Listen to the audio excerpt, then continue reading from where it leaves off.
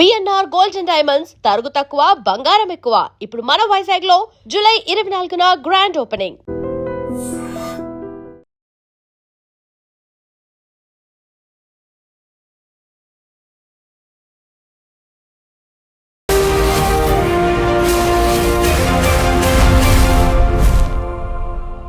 నమస్తే, welcome to iDream social spotlight with కవిత.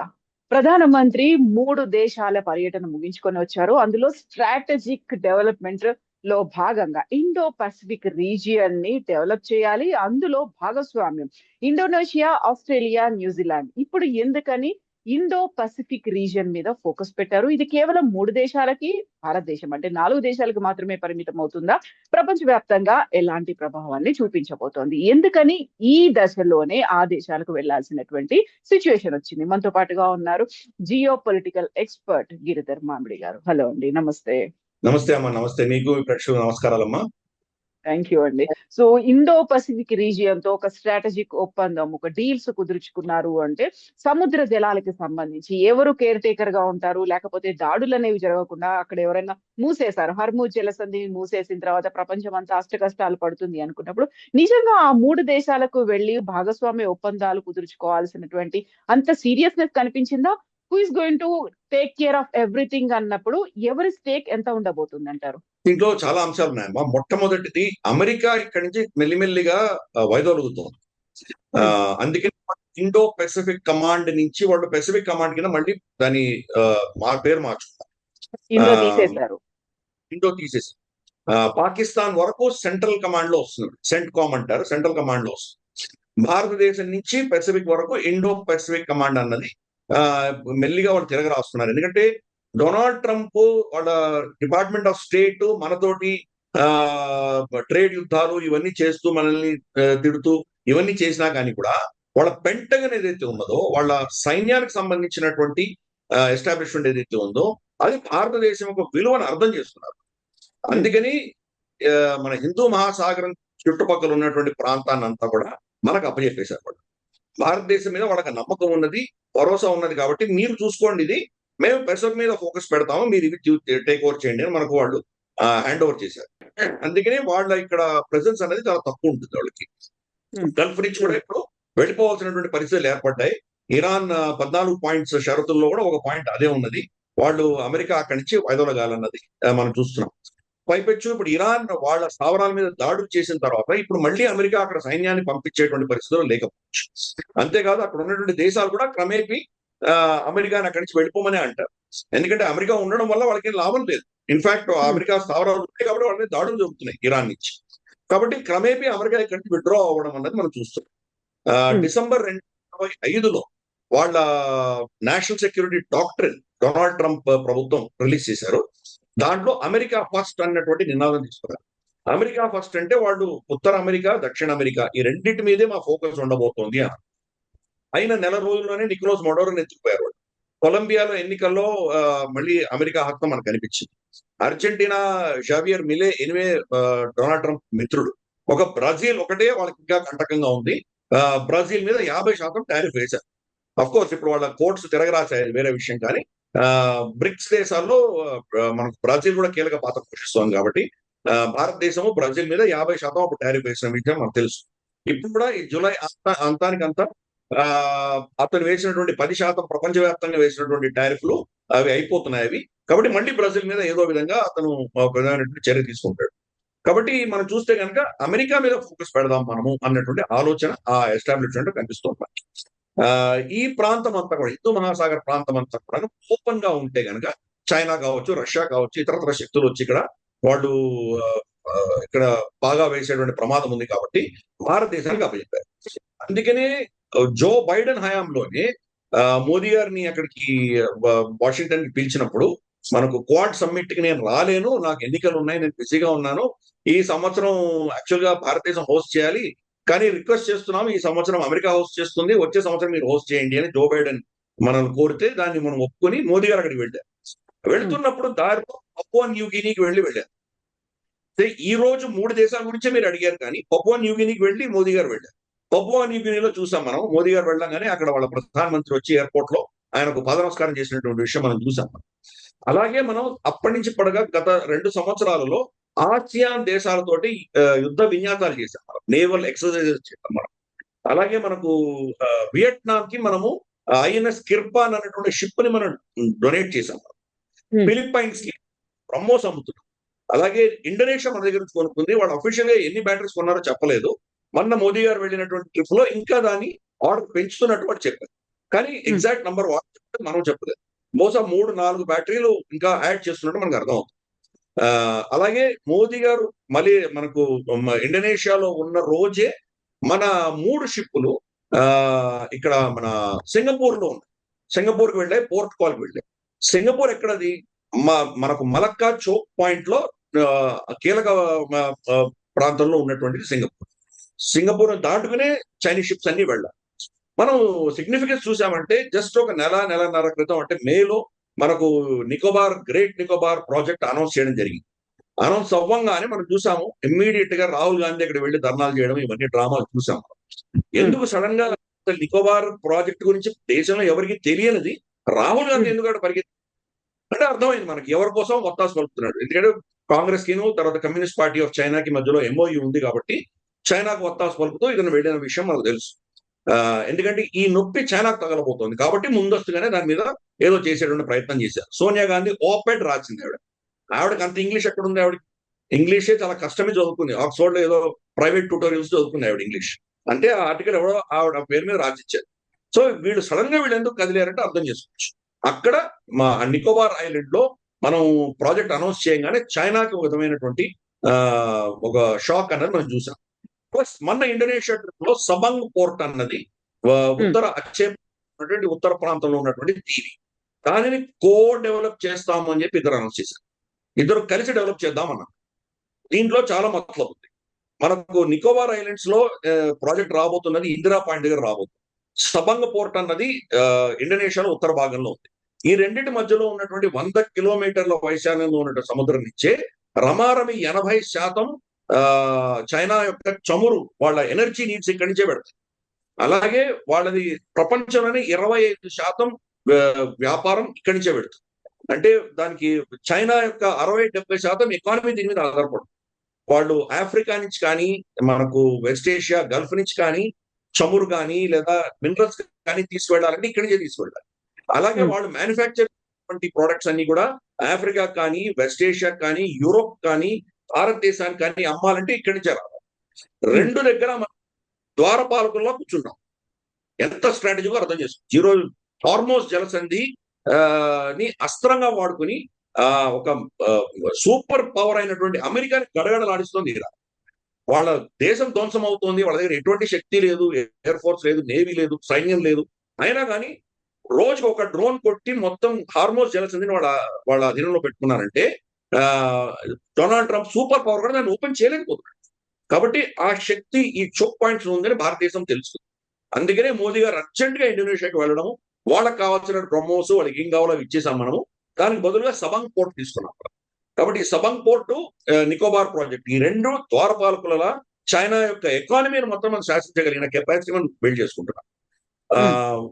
సంబంధించినటువంటి ఒక so called senior analyst Victor Gao అన్నటువంటి అతను చైనాకు సంబంధించినటువంటి వ్యక్తి ఇస్లామాబాద్ లో జరిగినటువంటి Indus water treaty international conference ఒకటి జరిగింది. ఇంటర్నేషనల్ కాన్ఫరెన్స్ పేరు పెట్టారు.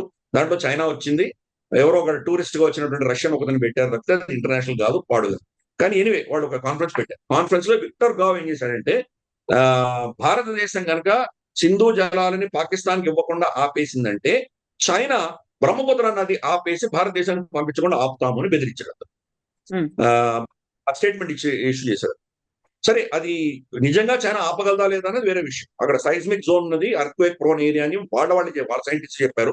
కాబట్టి ఆ ప్రాజెక్ట్ వచ్చేటువంటి పరిస్థితి లేదు. ఒకవేళ ప్రాజెక్ట్ వచ్చినా విరిగిపోతుంది. ఒకవేళ వచ్చింది అనుకుందాము, నీళ్ళు ఎంతకాలం ఆపగలరు? ఎందుకంటే అక్కడ మంచు గడ్డగట్టిపోతే కనుక నీళ్ళు డ్యామ్ విరిగిపోతుంది. కాబట్టి నీళ్లు వదులుతూనే ఉంటున్నారు. మనకు కావాల్సినప్పుడు వదలకుండా మనకు అవసరం లేనప్పుడు వదిలేటువంటి ప్రమాదం ఉంది. దాన్ని మనం ఆల్రెడీ మన సైడ్ అరుణాచల్ ప్రదేశ్ ఎంటర్ అవ్వగానే అక్కడ డ్యాములు కట్టుకుంటున్నాం. కాబట్టి వాళ్ళు ఎటువంటి దుశ్చర్యలు చేసినా మనం తట్టుకునే కెపాసిటీ మనకు ఉంది. 70% నీళ్లు అరుణాచల్ ప్రదేశ్ లోనే వస్తాయి. కాబట్టి మనకు బ్రహ్మపుత్ర గురించి మనకి వరీ లేదు.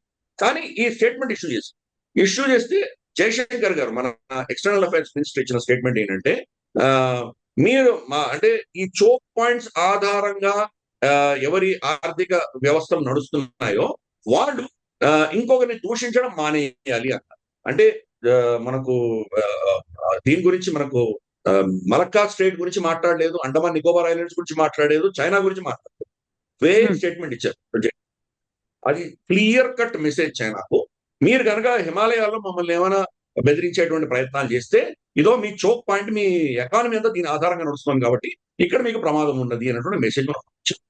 ఇది మనం చేస్తున్నటువంటి చోక్ పాయింట్. అలాగే సింగపూర్ అదే సమయంలో మన షిప్పులు వెళ్ళాం, ఎందుకంటే ఇది దాటి వెళ్ళిన తర్వాత మళ్ళీ సింగపూర్కి వెళ్ళాల్సిందే అవన్నీ కూడా. కాబట్టి సింగపూర్ తో మన డిఫెన్స్ కోఆపరేషన్, ఇండోనేషియాతో మన defence cooperation, plus Nicobar islands లో మన ప్రాజెక్ట్స్ రావడం, చైనాని కట్టుదిట్టం చేయడానికి మనం మొత్తం సన్నద్ధాలు చేసుకుంటున్నాం, మనం మన కెపాసిటీ బిల్డ్ చేసుకుంటున్నాం. అదే సమయంలో మనకు వియట్నాం తో కూడా మనం ఇప్పుడు చర్చలు చేస్తున్నాము, వాళ్ళకు కూడా బ్రహ్మోస్ ఇచ్చేటువంటి ప్రయత్నం చేస్తున్నాం. ఫిలిప్పైన్స్ అనేది అమెరికా యొక్క అలై, కానీ ఫిలిప్పైన్స్ మనకు బ్రహ్మోస్ ఎందుకు కొనుక్కుంది? అలాగే యుఏఈ మొత్తం అమెరికా నుంచే వాళ్ళు అస్త్రాలు కొనుక్కున్నారు ఇంతవరకు కూడా. మన బ్రహ్మోస్, మన ఆకాశ్ ఎందుకు కోరుకుంటున్నారు వాళ్ళు? అంటే అమెరికా ఇక్కడ నుంచి విత్డ్రా అవుతున్న కొద్దీ రిలయబుల్ పార్ట్నర్ భారతదేశం అని ఈ దేశాలు మెల్లిమెల్లిగా రియలైజ్ అవుతున్నాయి. అందుకని మన దగ్గరకు వస్తున్నాం. అంటే అమెరికా వెకేట్ చేసిన ప్రాంతాన్ని మనం నింపుతున్నాం, చైనా నింపకుండా ముందుగానే మనం పెడుతున్నాం. అందుకని మోదీ గారు ముందర అక్కడికి వెళ్ళారు. ఇన్ఫాక్ట్ యుద్ధం జరుగుతుండగానే యూఏకి వెళ్ళారు. యూఏలో మనకు అబుదాబిలో ఎయిర్పోర్ట్ లో ఆయన వచ్చి కలవడం మనం చూసాం. 1 గంట 2 గంటలో ఆయనతో మాట్లాడేసి వెళ్ళిపోయారు, ఆయన యూరోప్ వెళ్ళిపోయారు మోదీ గారు. గతసారి కూడా మీరు యూరోప్ లో ఎందుకు వెళ్ళారని నన్ను అడిగారు, దానికి కూడా నేను సమాధానం ఇచ్చాను. ఆ ట్రిప్ తర్వాత ఈ రోజు మనకు అనౌన్స్ అయింది బ్రహ్మోసును తన ఆకాశ్ వాళ్ళు కొనుక్కుంటున్నారు. కాబట్టి ఈ ప్రాంతం అంతా మనకు ఇండియన్ ఓషన్ ఆధారపడి ఉన్నటువంటి ఎకానమీస్ అన్నిటి కూడా నెట్ సెక్యూరిటీ ప్రొవైడర్ గా భారతదేశం ఎదుగుతోంది. ఇది మనం అర్థం చేసుకోవాలి. అలాగే మనకు గత నెలలో 3 షిప్పులు, ఈ రోజు మనకు జూలై 22న 5వ షిప్ లాంచ్ అవుతుంది. ఐఎన్ఎస్ మహేంద్రగిరి, ఐఎన్ఎస్ దూడగిరి, సంశోధక్, అగ్రే, తర్వాత మల్వన్, 5 షిప్పులు మనం లాంచ్ చేస్తాం. ఇది చైనా నెలకి 10-15 షిప్పులు లాంచ్ చేస్తున్నారు, మన నెలకి 4 లాంచ్ చేస్తాం. అంటే మనం ఎంత త్వరితగతిన మనం బ్లూ వాటర్ నేవీగా ఎదుగుతున్నామో అర్థం చేసుకోవాలి. కాబట్టి ఇది మనకు జరుగుతున్నటువంటి, మనకు ఉన్నటువంటి ఈ శక్తిని మనం డెవలప్ చేసుకుంటాం. సరే, మనకు చైనా తోటి కంపీట్ చేయగలిగినంత కెపాసిటీ మనది లేకపోవచ్చు, కానీ మన సరిహద్దులలో మన జలాలలోకి వాళ్ళు వస్తే కనుక వాళ్ళని ఎలా మనం కంట్రోల్ చేయాలి, వాళ్ళని ఎలా నివారించాలి అన్న శక్తి మనం పెంచుకుంటాం. కాబట్టి దానికోసమే మోదీ గారు ఇండోనేషియా ట్రిప్ కావచ్చు, గతంలో మనకు పపువా న్యూగిని ట్రిప్ కావచ్చు, లేదా జయశంకర్ గారు చాలా ట్రిప్స్ వెళ్తున్నారు. ఇవన్నీ కూడాను దాని దృష్ట్యా జరిగాయి. ఇన్ఫాక్ట్ జయశంకర్ గారు గల్ఫ్ అంతా తిరిగి వచ్చారు. కువైట్ కి వెళ్ళారు, ఒమాన్ కి వెళ్ళారు, తర్వాత యుఏకి వెళ్ళారు, ఖతార్, బహ్రెయిన్, ఇవన్నీ తిరిగి వచ్చారు. జస్ట్ వారం క్రితం తిరిగి వచ్చారు. దాని గురించి పెద్దగా పబ్లిసిటీ లేదు. అంతకంటే ముందర మనకు మార్కో రూబియో వెళ్ళొచ్చాడు. మార్కో రూబియోని సౌదీ అరేబియా రానివ్వలేదు, మీరు రానక్కర్లేదు అన్నారు మార్కో రూబియో. ఎందుకంటే ఇక్కడ అమెరికా మీద నమ్మకం పోయింది కాబట్టి ఈ దేశాలు ఎవరు కూడా అమెరికాతో మళ్ళీ అమెరికా యొక్క పార్టిసిపేషన్ వాళ్ళకి ఇష్టపడట్లేదు. కానీ అమెరికాను వదులుచుకునే పరిస్థితుల్లో లేరు వాళ్ళు. ఇప్పుడు కూడా వాళ్ళు అస్త్రాలు అమెరికా దగ్గర నుంచి కొంతకాలమైనా కొనాలి, ఈ పరిస్థితి ఉన్నది. సో డొనాల్డ్ ట్రంప్ చేసిన పిచ్చి మనల్ని ఏదో విధంగా సరిదిద్దే దాన్ని నచ్చజెప్పేటువంటి ప్రయత్నం మార్కో రూబియో చేస్తే ఎవరు దాన్ని వినడానికి సిద్ధపడలేదు. కానీ భారతదేశం వెళ్ళి మన సైలెంట్ గా మన దౌత్యం చేసుకుంటూ వస్తున్నాం. మోదీ గారు వెళ్ళేది మనకు కనిపిస్తుంది, అంతకంటే కింద చాలా జరుగుతుంది. ఈ దేశాలు అన్నింటిలో కూడా మనం డిఫెన్స్ అటాక్ చేసి పెట్టాలి. గతంలో డిఫెన్స్ అటాక్ చేసి ఉండేవాళ్ళు. మన దగ్గర ఎటువంటి అస్త్రాలు, ఎటువంటి డిఫెన్స్ ఎక్విప్మెంట్ మనం తయారు చేయగలుగుతున్నాం, మన దగ్గర కెపాసిటీ ఏంటి అని ఏ దేశాలకు తెలిసేవి కాదు. అటువంటిది ఈరోజు చెప్తున్నాం. మన దేశ చరిత్రలోనే గత 80 సంవత్సరాలలో హైయెస్ట్ డిఫెన్స్ ఎక్స్పోర్ట్స్ గత సంవత్సరం మనం సాధించాం. 38,000 కోట్ల ఎక్స్పోర్ట్స్ మనం సాధించాం. 2-3 సంవత్సరాలలో మనం 50,000 కోట్లు టచ్ అవ్వాలి అని టార్గెట్ పెట్టారు. బహుశా ఈ సంవత్సరమే 50,000 కోట్లు టచ్ అయ్యేటువంటి సూచనలు మనకు కనిపిస్తున్నాయి. కాబట్టి ఇవన్నీ కూడాను క్రమేపీ చేసుకుంటున్నాము, పెద్దగా అనౌన్స్ చేయట్లేదు. క్వైట్ గా మన శక్తి పెంచుకుంటున్నాము. అమెరికా వెకేట్ చేస్తున్న ప్రాంతాల్లో చైనాకు ప్రత్యామ్నాయంగా మనం దిగుతున్నాం. ఇది అక్కడ జరుగుతున్న మోదీ గారి దౌత్యంలో మనం అర్థం చేసుకోవాల్సిన విషయం. సరే, ఆస్ట్రేలియా, న్యూజిలాండ్ అంటామా? ఆస్ట్రేలియాకు సంబంధించి ఆస్ట్రేలియాకు కూడా ఈ సమస్య ఉంది. ఆస్ట్రేలియా, యూకే, యుఎస్ఏ ముగ్గురు కలిసి ఆకస్ అని ఒక కూటమి పెట్టుకున్నారు. కూటమిని నమ్మని వాడు డొనాల్డ్, ఏ కూటమిని నమ్మడు. కాబట్టి ఆకస్ కూడా నీరు గారిపోయింది. కాబట్టి మళ్ళీ వాళ్ళు భారతదేశంతో మైత్రి పెట్టుకునేటువంటి ప్రయత్నం వాళ్ళు చేస్తున్నారు. క్వాడ్ కుప్పకూలింది. క్వాడ్ సమ్మిట్ గత సంవత్సరం జరగాలి, 2025లో భారతదేశంలో జరగాలి. డొనాల్డ్ ట్రంప్ మీద టారిఫ్లు అన్ని వేసి మనల్ని పీడించేసరికి అది జరగలేదు. ఆ కూటమి ఒక సమ్మిట్ జరగలేదు. ఈ సంవత్సరం జరుగుతున్నా అది కూడా పెద్ద ప్రశ్న. కాబట్టి అటువంటప్పుడు జపాన్ మనతోటి మైత్రి పెట్టుకుంది. సనై తకాషి మన దేశానికి వచ్చింది, ఆవిడ 3-4 రోజులకు ఉండి వెళ్ళింది ఆవిడ. అలాగే మోదీ గారు అక్కడ వెళ్ళి యాంటనీ అల్బనీసీని కలిశారు. ఇవన్నీ కూడా ఏంటంటే అమెరికాను పక్కన పెట్టి ఈ ఇండో పెసిఫిక్ రీజన్ లో ఏ ఒక్క దేశం కూడా చైనాని ఎదుర్కోలేదు. కాబట్టి మనం కలిసికట్టుగా ఎలా దీన్ని హ్యాండిల్ చేయాలి నిర్ణయం చేసుకోవడానికి ఈ మీటింగ్స్ అన్ని జరుగుతున్నాయి. ప్లస్ ఆస్ట్రేలియా నుంచి యురేనియం ఈరోజు వస్తుంది. సరే, జయరాం రమేష్ ట్వీట్ చేశారు, ఇది మన్మోహన్ సింగ్ గారు పెట్టినటువంటి అప్పుడు న్యూక్లియర్ డీల్ ఏదైతే ఉందో దాని ఆధారంగానే వచ్చింది కాబట్టి క్రెడిట్ మాకు ఇవ్వాలి అంటూ ఆయన ఏదో ట్వీట్ చేశారు. కానీ మీరు అప్పుడు న్యూస్ పేపర్ చూసారంటే అది ఒప్పందం అమెరికాతో జరిగింది. అమెరికాతో ఒప్పందం జరిగినా కానీ కూడా ఆస్ట్రేలియా అప్పుడు చాలా కరాఖండిగా చెప్పింది, మేము భారతదేశానికి యురేనియం ఇవ్వము అని చెప్పారు. అప్పుడున్నటువంటి ప్రభుత్వం చాలా కొత్తాసు పలుకుతుంది. ఇన్ఫాక్ట్ క్వాడ్ మీటింగ్ లో కానీ లేదా మన మలబార్ ఎక్సర్సైజ్ లో కానీ ఆస్ట్రేలియా మేము రాము అని చెప్పేవాళ్ళు చైనా ఒళ్ళో వెళ్ళి కూర్చున్నారు. వాళ్ళు తర్వాత మెల్లిగా ఆ ప్రభుత్వాలకి రియలైజ్ చేసి చైనాతో మనకి ఇలా కుదరదని మళ్ళీ భారతదేశం దగ్గరకు వచ్చే ప్రయత్నం చేస్తున్నారు. కాబట్టి ఈ రోజు యురేనియం మనకి ఇస్తున్నారంటే కనుక మేజర్ షిఫ్ట్ ఆస్ట్రేలియాలో వాళ్ళ ఆలోచనలో పెద్ద షిఫ్ట్. మనకెందుకు దీనివల్ల లాభం ఉండబోతోంది అంటే 3 సంవత్సరాల క్రితం నిర్మలా సీతారామన్ గారు బడ్జెట్ లో ఆల్రెడీ మైక్రో న్యూక్లియర్ ప్లాంట్స్ కి సంబంధించినటువంటి ప్రోటోకాల్స్ ఆవిడ అనౌన్స్ చేసింది. చిన్న పెద్ద మన ట్రాంబే, మనకు కల్పాకము, ఇటువంటి పెద్ద న్యూక్లియర్ ప్లాంట్స్ కాకుండా చిన్న న్యూక్లియర్ ప్లాంట్స్ పెట్టడానికి కావాల్సినటువంటి మన పాలసీలు స్ట్రక్చర్స్ అన్ని కూడా మనం ఆల్రెడీ పెట్టుకున్నాం. కానీ దానికి ఇంధనం కావాలి కదా. కాబట్టి ఇప్పుడు ఆస్ట్రేలియా నుంచి యురేనియం వచ్చిందంటే మన దేశంలో 100 పైచీలకు మైక్రో న్యూక్లియర్ ప్లాంట్స్ రావచ్చు. అప్పుడు పర్యావరణానికి సంబంధించినటువంటి ఒక టార్గెట్స్ మనం అచీవ్ చేయగలం. కోల్ బేస్డ్ మన జనరేటర్స్ ఏవైతే ఉన్నాయో మనకు కొత్తగూడెము, రామగుండము, ఇక్కడ ఈ ప్రాంతాల్లో ఉన్నటువంటి ఇవి కావచ్చు, మేజర్ థర్మల్ ప్రాజెక్ట్స్ అన్ని మెల్లిగా తగ్గించి న్యూక్లియర్ కు షిఫ్ట్ అయ్యేటువంటి అవకాశాలు ఉంటాయి. ప్లస్ ప్లాంట్స్ ఉంటాయి కాబట్టి దాని మీద థ్రెట్ అనేది తగ్గుతుంది. ఇటువంటి ప్రోటోకాల్స్ కోసం ఆస్ట్రేలియా మనకు కలిసి వస్తుంది. ఒకసారి మన దగ్గర న్యూక్లియర్ ప్లాంట్స్ ఎక్కువ వచ్చాయంటే కనుక గల్ఫ్ మీద ఈ యొక్క ఫాసిల్ ఫ్యూయల్ మీద డిపెండెన్సీ తగ్గుతుంది. సో అందుకని అక్కడి నుంచి కూడా మనం మెల్లిమెల్లిగా తగ్గి ఈ రోజు మనకు మన రైల్వే ఎలక్ట్రిఫికేషన్ చేస్తున్నాం, 100% ఎలక్ట్రిఫై చేస్తున్నాం. ఈవెన్ అమెరికాలో 100% ఎలక్ట్రిఫికేషన్ లేదు, వాళ్ళ దగ్గర 50% ఉంది. మన దేశమే ఈ రోజు ప్రపంచంలో నంబర్ 1 ఫుల్లీ ఎలక్ట్రిఫైడ్ దేశం. దీనికి మరి విద్యుత్ కావాలంటే ఎక్కడి నుంచి వస్తుంది? ఇప్పుడు కోల్ బేస్డ్ ప్లాంట్స్ నుంచే వస్తాం. న్యూక్లియర్ బేస్డ్ ప్లాంట్స్ నుంచి వచ్చిందంటే మనం కోల్ కావచ్చు లేదా మనకు ఈ petroleum based gas based plants నుంచి మన డిపెండెన్సీ తగ్గిపోతుంది. కాబట్టి ఆ దిశగా ఈ రోజు మోదీ గారి పర్యటన మనం చూడాలి. అంటే రాబోయే 10-15 సంవత్సరాల్లో మన ఎకానమీ ఎలా ఉండబోతోంది, ఈ మనకి ఇంపోర్ట్స్ మీద ఆధారపడినటువంటి మన ఎనర్జీ నీడ్స్ ఎలా తగ్గించుకోగలము, దీని దృష్ట్యా ఆయన చేస్తున్నారు. అలాగే యురేనియం కూడా మనకు 10-15 సంవత్సరాలు కావాలి. 10-15 సంవత్సరాల తర్వాత మనవే fast breeder reactors, thorium reactors అన్ని కూడాను ఆ థోరియం మన దగ్గర వస్తుంది. అది 20 ఏళ్ళు అంటున్నారు చాలా మంది, 20 నుంచి 25 ఏళ్ళు మనకు ఇంకా వ్యవధి ఉంది దాన్ని ప్రాసెసింగ్ లో. దాని తర్వాత కొన్ని వేల సంవత్సరాల వరకు మనం ఒక్క కిలో కూడా మనం బయట నుంచి ఇంపోర్ట్ చేసుకోవాల్సిన అవసరం లేదు. మనకి ప్రపంచానికి విద్యుత్ సరఫరా చేయగలిగిన కెపాసిటీ భారతదేశంలో ఉంది. Thorium based fast breed reactors అన్నవి అన్లిమిటెడ్ సప్లై మన దగ్గర ఉంది. కాబట్టి అది రావాలంటే ఒక 20 సంవత్సరాలు పడుతుంది. ఈ గ్యాప్ లో 10-15 సంవత్సరాలు మనకు ఆస్ట్రేలియన్ యురేనియం తెచ్చుకుంటాం. అందుకని మోదీ గారు వెళ్ళారు. కాబట్టి ప్రతి అంశంలో కూడా మనం ఈ విషయాలు చూడాలి.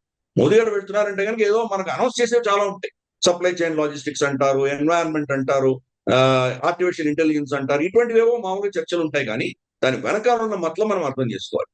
ఆఖరిది న్యూజిలాండ్ ట్రిప్ మనం చూస్తే కనుక ఖలిస్తానీ మూవ్మెంట్ అన్నది 5 దేశాల్లో మాత్రమే ఉంది ప్రపంచవ్యాప్తంగా. ఈ 5 దేశాలు అది మనకు యూకే నుంచి వచ్చినటువంటి సంతతి వాళ్ళు తయారు చేసుకున్న దేశాలు, కెనడా కావచ్చు, యుఎస్ఏ కావచ్చు, ఆస్ట్రేలియా, న్యూజిలాండ్, ఈ 5 దేశాల్లో మాత్రమే ఉంటుంది. జర్మనీలో ఖలిస్తానీ ప్రాబ్లం ఎందుకు లేదు మనకి? ఫ్రాన్స్ లో ఎందుకు లేదు? స్పెయిన్ లో ఎందుకు లేదు? ఇటలీలో ఎందుకు లేదు? సింగపూర్ లో ఎందుకు లేదు? జపాన్ లో ఎందుకు లేదు? అక్కడ కూడా సర్దార్జీలు ఉన్నారు కదా. మనకు వెస్ట్ ఏషియాలో ఎందుకు లేదు? మనకు ఆఫ్రికాలో ఎందుకు లేదు? ఈ 5 దేశాల్లో ఉన్నారు. ఎందుకంటే ఈ 5 దేశాలు భారతదేశాన్ని కంట్రోల్ చేయడానికి ఖలిస్తానీలకు వాళ్ళు సమర్థన ఇచ్చారు అప్పట్లో. క్రమేపీ రోజు చూస్తే కనుక ఈ దేశాలన్నీ కూడాను ఖలిస్తానీ ఈ చెత్త నుంచి వాళ్ళు బయటపడుతుంది. మొట్టమొదటి కెనడా బయటకు వచ్చింది. కెనడా కనిష్కా బాంబింగ్ ఎప్పుడో 35-40 సంవత్సరాల క్రితం జరిగినటువంటి కనిష్కా బాంబింగ్ అవును ఖలిస్తానీ టెర్రరిస్టే చేశారని మొట్టమొదటిసారి ఒప్పుకున్నారు. ఈసారి ఖలిస్తానీని అరెస్ట్ చేయడం మొదలుపెట్టారు. ఖలిస్తానీలు వాళ్ళ క్యాబినెట్ లేకుండా ఆయన చూసుకున్నాడు మార్కార్డ్. ఎందుకు? భారతదేశం నుండి వాణిజ్యం పెంచుకోవాలి కాబట్టి. అలాగే ఈ రోజు ఆస్ట్రేలియాలో కూడా వాళ్ళ వ్యతిరేకంగా వీళ్ళు చర్యలు తీసుకుంటారు. న్యూజిలాండ్ కూడా కట్టుదిట్టం చేస్తున్నారు. న్యూజిలాండ్ ప్రధానమంత్రి మోదీ గారు వచ్చినప్పుడు ఎయిర్పోర్ట్ వెళ్ళాడు. ఆయన మోదీ గారిని సెండ్ ఆఫ్ చేయడానికి కూడా ఎయిర్పోర్ట్ వెళ్ళాడు. ఎందుకంటే ఈ రోజు న్యూజిలాండ్ ఎకానమీ కూడా ఆస్ట్రేలియా మీదనో చైనా మీదనో అమెరికా మీదనో డిపెండెన్సీ వాళ్ళకు ఉంటే కనుక వాళ్ళకు ఇబ్బందులు వస్తున్నాయి. అందుకనే భారతదేశంతో వాళ్ళకి ఫ్రీ ట్రేడ్ అగ్రిమెంట్ పెట్టుకోవడమే కాదు, ఈ ఖలిస్తాన్ని కూడా వాళ్ళు కంట్రోల్ చేస్తున్నారు. ఒక్క యూకేలోను అమెరికాలోను కొంత ప్రాబ్లం ఉంది మనకు.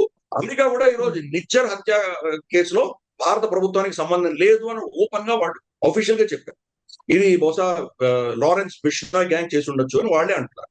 గతంలో మన మీద జస్టిన్ ట్రూడో ప్రభుత్వం చేసినటువంటి పిచ్చి కూతలన్నీ కూడా ఈ రోజు మరి వాళ్ళే క్రమేపీ దాన్ని తిరగ రాసుకుంటారు. సో భారత దౌత్యపరమైనటువంటి మనం చేస్తున్నటువంటి కార్యక్రమాలు ఏవైతే ఉన్నాయో దానికి ఈ రోజు గుణం చూస్తున్నాం మనం.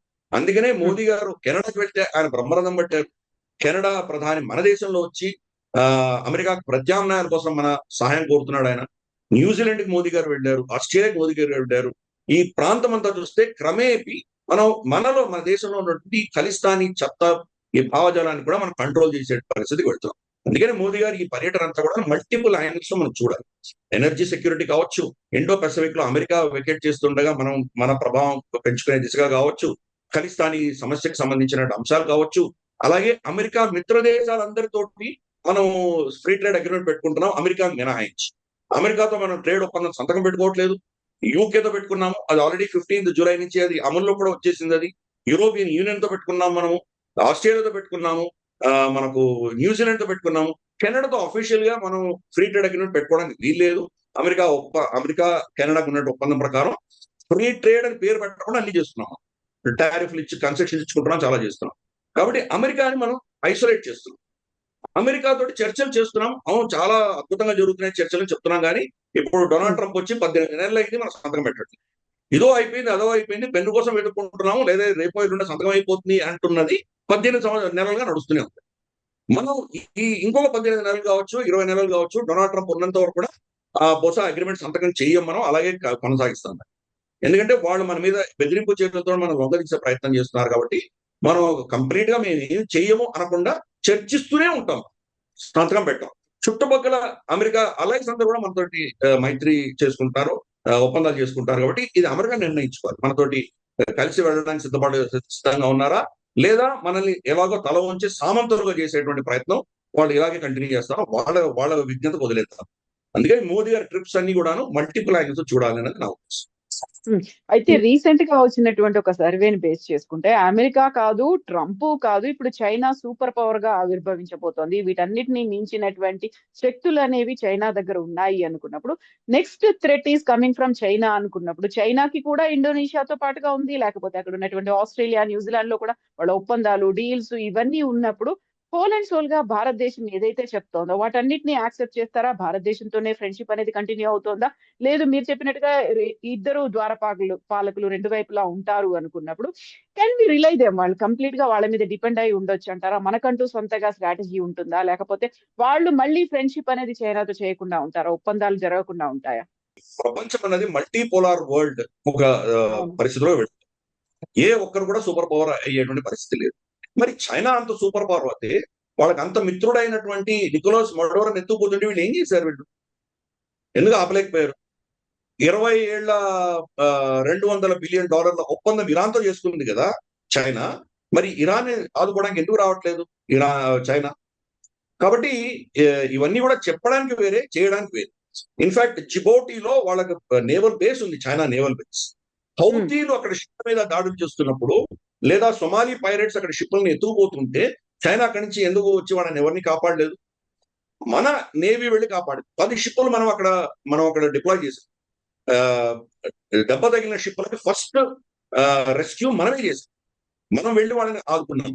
సొమాలి పైరేట్స్ ని బెదిరించి సొమాలి పైరేట్స్ నుంచి తీసుకొచ్చిన షిప్ను బయటకు తీసుకొచ్చినటువంటి ఘనత మనకే ఉన్నది. మరి చైనా ఎందుకు చేయలేదు? మనంత సూపర్ పవర్ కదా. సూపర్ పవర్ అని ఎవరు చెప్తారు? ఎవరిని అడిగితే ఎవరు చైనాకు వత్తాసు పలుకుతారో వాడు చైనానే సూపర్ పవర్ అంటారు. ఈ రోజు మీరు పాకిస్తాన్ వెళ్ళి చూస్తే పాకిస్తాన్ మేమే సూపర్ పవర్ అంటారు.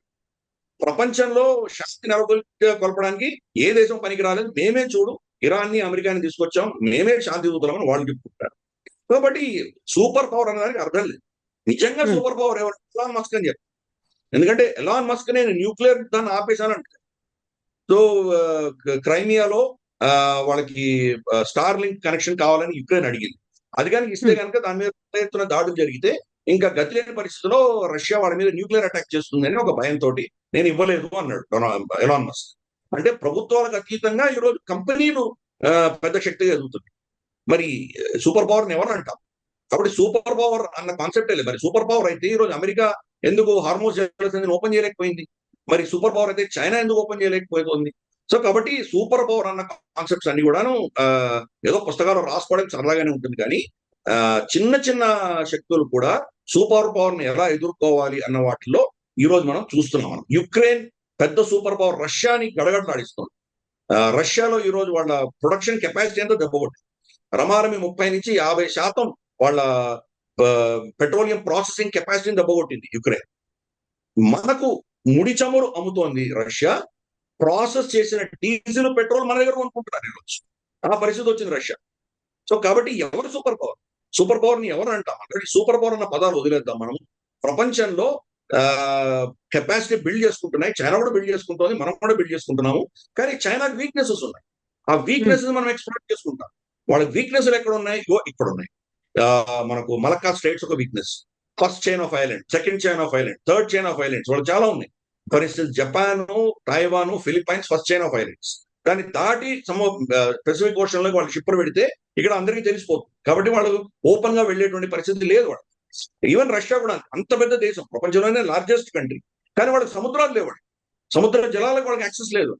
పైన ఆర్క్టిక్ ఓషన్ అంతా మంచుతో నిండుకొని ఉంటుంది. వాళ్ళు డిపెండ్ అవ్వాలి, బాల్టిక్ సముద్రం మీద డిపెండ్ అవ్వాలి. అక్కడ నేటో శక్తులన్నీ కూర్చొని ఉన్నాయి. మళ్ళీ తిరిగి మన మెడిటరేనియన్ సీలో రావాలి. అక్కడ స్పెయిన్ కూర్చొని ఉంది, ఇటలీ కూర్చొని ఉంది, గ్రీస్ కూర్చొని ఉంది, టర్కీ కూర్చొని ఉంది. తర్వాత మనకు దీంట్లో సూయజ్ కెనాల్ నుంచి రావాలి. కాబట్టి వాళ్ళు స్వతంత్రులు కాదు, రష్యా కూడా స్వతంత్రులు కాదు. చైనా అదే పరిస్థితి. మలక్కా స్టేట్ లో మనం ఆపేసామంటే వాళ్ళ పరిస్థితి ఏమో. కాబట్టి ఈ ఎవరిని కూడా సూపర్ పవర్ అనడానికి వీలేదు. వాళ్ళ వీక్నెస్ వాళ్ళకు ఉన్నాయి. ఈరోజు అమెరికాలో వీక్నెస్ ఏంటి? వాళ్ళ దగ్గర నంబర్ గేమ్ లో ఓడిపోయారు. టామహాక్ మిసైల్స్ 8 మిలియన్ $8 మిలియన్ ఒక్కొక్క మిసైల్ ఖర్చు అయితే కనుక అంతంత ప్రొడక్షన్ వాళ్ళు చేయలేకపోతున్నారు. 9-10 ఏళ్లలో ప్రొడక్షన్ అంతా కూడా 3 వారాల్లో ఖర్చు పెట్టారు వీళ్ళు. అందుకనే యుద్ధం ఆపుకున్నారు. కొన్ని రోజులు ఆపుకొని మళ్ళీ అస్త్రాలు మ్యానుఫ్యాక్చర్ చేసుకొని మళ్ళీ యుద్ధం చేస్తున్నారు. మళ్ళీ ఇప్పుడు ఆపేస్తారు యుద్ధం. 2-3 రోజుల తర్వాత మళ్ళీ ఆపేస్తారు. ఎందుకు? ప్రొడక్షన్ అయిపోతుంది వాళ్ళ దగ్గర. మళ్ళీ కొన్ని రోజుల తర్వాత మళ్ళీ యుద్ధం చేస్తారు. సో ఈ నంబర్ గేమ్ లో వాళ్ళు వెనకబడున్నారు. కాబట్టి ప్రతి దేశానికి వాళ్ళ బలాలు ఉన్నా కానీ వాళ్ళ వీక్నెస్ కూడా ఉంటాయి. చైనాకు చాలా వీక్నెస్లు ఉన్నాయి. టిబెట్ పెద్ద వీక్నెస్ వాళ్ళకి. టిబెట్ మనం అనుకుంటాం వాళ్ళు వచ్చి మన సరిహద్దులో ఎందుకు ప్రతిసారి వాళ్ళు గొడవ పెడుతున్నారు వాళ్ళు? ఎందుకంటే మనం టిబెట్ లో మనం వీరవిహారం చేయొచ్చు. మన అక్సై చిన్ని వాళ్ళు కబ్జా చేసుకున్న తర్వాత మా కైలాష్ మానసరోవర్ నుంచి షింజియాంగ్ దాకా వెళ్ళాలి అంటే కానీ షింజియాంగ్ లో కష్గర్ అన్న ఊరికి వాళ్ళు వెళ్ళాలంటే మన ప్రాంతం వాళ్ళ అధీనంలో ఉన్నటువంటి అక్సై చిన్ గుండానే వెళ్ళాలి. అక్సై చిన్ గుండా వెళ్ళేటువంటి G219 ఏదైతే వాళ్ళ హైవే ఉందో దాన్ని చాలా సునాయాసంగా మనం టేక్ డౌన్ చేయొచ్చు. ఎందుకంటే మనం కొండ మీద ఉన్నాం, వాళ్ళు కొండ కింద ఉన్నాం టిబెట్ లో. ఇక్కడి నుంచి మనం ఫైర్ చేసామంటే ఆ మొత్తం సప్లై మనం కట్ చేయొచ్చు. ఓపెన్ గా ఉన్నారు, ఎక్కడ ప్రొటెక్షన్ లేదు వాళ్ళకి. అది కట్ చేసామంటే వాళ్ళ పరిస్థితి అయిపోతుంది. మొత్తం షింజియా వాడు చేదారిపోతుంది. మిగతా అంతా టక్లామకాన్, కోబీ డెజర్ట్ ఉంది. అక్కడి నుంచి వీళ్ళు రోడ్లు వేసుకోలేరు. కాబట్టి మన పక్క నుంచే పెడుతున్నారు. కాబట్టి వాళ్ళకి చాలా వల్నరబిలిటీ ఉంది. అందుకని మనల్ని బెదిరిస్తూ ఉంటారు. తర్వాత అక్కడ ఎత్తైన ప్రాంతం టిబెట్, మనం అంటాం కదా రూఫ్ ఆఫ్ ద వరల్డ్ అనే పేరు కూడా. ఆ మనిషి ఎలాగైతే అంతటి మన లదాఖ్ వెళ్తే ఆ ప్రాంతంలో మనం ఊపిరి తీసుకోవడం కష్టమో, ఆక్సిజన్ తక్కువ ఉంటుందో, అదే పరిస్థితి వాళ్ళ విమానాలు కూడా ఉంది. వాళ్ళ విమానాలు అక్కడి నుంచి టేక్ ఆఫ్ అయ్యి మన మీద దాడి చేయాలంటే ఆక్సిజన్ చాలా తక్కువ ఉంటుంది. కాబట్టి ఏదో ఇంధనం ఎక్కువ వేసుకొని వెళ్ళాలి, లేదా అస్త్రాలు ఎక్కువ వేసుకోవాలి. రెండింటిలో ఒకటే చేయగలరు. రెండు తీసుకువెళ్ళలేరు. ఫుల్ లోడ్ లో వాళ్ళు వెళ్ళలేరు. ఫుల్ పెట్రోల్ నింపుకొని అలాగే ఫుల్ వెపన్స్ తీసుకొని వాళ్ళు టేక్ ఆఫ్ అవ్వలేవు అక్కడి నుంచి. మనకు అలా కాదు. మనం అంతా ప్లేన్స్ లో ఉన్నాం. ఆదంపూర్ కావచ్చు, మనకు పఠాన్కోట్ కావచ్చు, మనకు అంబాలా కావచ్చు, జమ్మూ కావచ్చు, మన ప్లేన్స్ లో ఉన్నటువంటి ఎయిర్పోర్ట్స్ లో ఇక్కడ నుంచి టేక్ ఆఫ్ అయ్యామంటే 200-300 కిలోమీటర్లు మనం టిబెట్ లోకి వెళ్ళిపోతాం. కాబట్టి మనకు అడ్వాంటేజ్ ఉంది, వాళ్ళకి అడ్వాంటేజ్ లేదు. వాళ్ళు మన మీద దాడి చేయాలంటే అక్కడ అంతా కూడా కొండ ప్రాంతంలో ఏం కొడతారు వాళ్ళు? ఢిల్లీ దాకా రావాలంటే ఇంధనం చాలా కావాలి. ఇక్కడి నుంచి మళ్ళీ వెనక్కి తిరిగి వెళ్ళాలి. అంత ఇంధనం తీసుకొచ్చారంటే అస్త్రాలు తక్కువ పెట్టుకొని వస్తారు. కాబట్టి రిస్క్ చైనాకు చాలా విపరీతమైన రిస్క్. అందుకనే మన ఖర్చు అంతా కూడా, డిఫెన్స్ ఖర్చు అంతా కూడా హిమాలయాలో పెట్టుకోవాలి అని వాళ్ళు ప్లాన్ చేస్తున్నారు. వాళ్ళ సముద్రంలో వాళ్ళ వీక్నెస్ ఉంది కాబట్టి ఆ వీక్నెస్ ని మనం మళ్ళీ నేవీ మీద ఇన్వెస్ట్ చేస్తే కనుక వాళ్ళకి ప్రమాదం అని చెప్పి భయపడి వాళ్ళని ఎప్పుడు మన మీద అక్కడ హిమాలయాలలో గొడవ పెడుతూ ఉంటారు. కానీ మనం ఆ గేమ్ అర్థం చేసుకున్నాం. అందుకనే ఇప్పుడు సముద్ర జలాల్లో మనం మన శక్తి పెంచుకుంటున్నాం. అందుకే చెప్పాను కదా, 5 మనం షిప్పులు ఈ గత నెలలో మనం తీసుకొచ్చాం. గత సంవత్సరంలో 2025-2026 లో 35 నేవల్ అసెట్స్ మనం లాంచ్ చేస్తాం. సబ్మరీన్లు కావచ్చు, షిప్పులు కావచ్చు, కార్వెట్స్, ఫ్రిగేట్స్, డిస్ట్రాయర్స్, తర్వాత పెట్రోల్ బోట్స్, తర్వాత షాలో వాటర్ యాంటీ సబ్మరీన్ ఇవి కావచ్చు, సప్లై షిప్పులు కావచ్చు, 35 లాంచ్ చేశాం ఒక సంవత్సరంలో. అంతకంటే ముందర యూపీఏ హయాంలో సంవత్సరానికి ఒకటి లాంచ్ అయితే చాలా గొప్ప విషయం. అది కూడా మనం రష్యా నుంచి తెచ్చుకునేవాళ్ళం. లాస్ట్ షిప్ ఐఎన్ఎస్ తమాల్ అని చెప్పి రష్యా నుంచి వచ్చింది. ఎప్పుడో ఆర్డర్ చేసినటువంటి షిప్ ఫైనల్ గా వాళ్ళు ఐఎన్ఎస్ తమాల్ 3 సంవత్సరాల క్రితం ఇచ్చారు. ఇప్పుడు అఫీషియల్ గా షిప్పులు అన్నవి నెగటివ్ లిస్ట్ లో, అంటే ఇంపోర్ట్ చేయడానికి వీల్లేదు. ఎయిర్ క్రాఫ్ట్ క్యారియరే మన దేశంలో తయారు చేసుకుంటున్నాం. ఇంకా షిప్పులు ఎక్కడి నుంచి మనం ఇంపోర్ట్ చేసుకోవట్లేదు. మనకు ఆ శక్తి పెంచుకున్నాం. అది చైనా భయపడుతుంది. అందుకనే మన మీద ఈ దుశ్చర్యని చేస్తుంటారు. పాకిస్తాన్ మనం వ్యతిరేకంగా వాడుకుంటుంది. ఇవన్నీ కూడా మయన్మార్ లో వాళ్ళు టెర్రరిస్టులకు ఫండింగ్ ఇవ్వడము, ఈశాన్య రాష్ట్రాల్లో ఫండింగ్ ఇవ్వడము, బంగ్లాదేశ్ వాళ్ళ పక్షాన్ని తీసుకోవడం. ఎందుకంటే కనుక మనం సముద్రాల్లో చైనా ఒక శక్తిగా వాళ్ళకి వ్యతిరేకంగా నిలబడకుండా ఉండాలి అని చైనా ప్రయత్నం చేస్తోంది. దానికి వత్తాసు పలుకుతున్నటువంటి వాళ్ళు ఇక్కడ మనకు రాహుల్ గాంధీ లాంటి వాళ్ళు మన దేశంలో కూడా ఉన్నారు. సో ఇదమ్మా ఓవరాల్ గా. కాబట్టి మనకున్నటువంటి పరిస్థితుల్లో వాళ్ళ వీక్నెస్ మనం ఈజీగా మనం కంట్రోల్ చేయవచ్చు. ఆ దిశ మనం ఈ ప్రయత్నాలు మొదలు పెట్టాము. ఎస్ అండి, thank you so much Giridhar garu. Thank you అండి.